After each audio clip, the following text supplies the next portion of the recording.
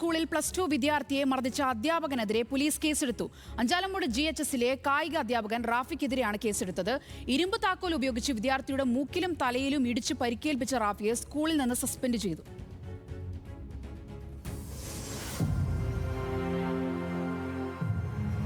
September 9 വൈകിട്ട് 3:30-ക്കാണ് സംഭവം. സ്കൂളിലെ സ്റ്റാഫ് റൂമിന് മുന്നിൽ വെച്ചാണ് കായികാധ്യാപകനായ മുഹമ്മദ് റാഫി +2 വിദ്യാർത്ഥിയെ ക്രൂരമായി മർദ്ദിച്ചത്.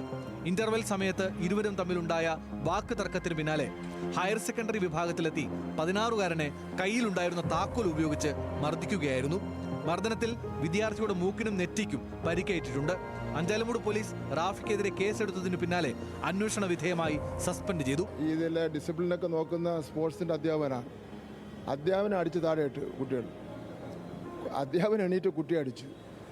അപ്പോൾ അധ്യാപനം അടി കിട്ടിയാലും കുട്ടി അടിക്കാൻ പാടില്ല എന്നുള്ള നിലപാടാണല്ലോ നമ്മുടെ നിലപാട്. അപ്പോൾ അതിൻ്റെ അടിസ്ഥാനത്തിൽ പ്രഥമദൃഷ്ട്യാ അന്വേഷണം റിപ്പോർട്ട് കിട്ടി അധ്യാപനം സസ്പെൻഡ് ചെയ്തു. ഞാൻ ഇന്നലെ ഡയറക്ഷൻ കൊടുത്തിട്ടുണ്ട്.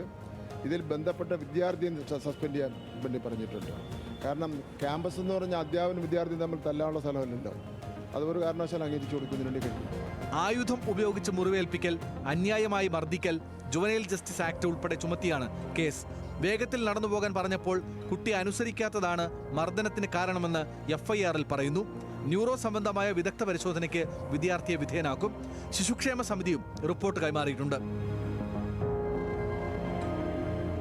ന്യൂസ് മലയാളം, കൊല്ലം.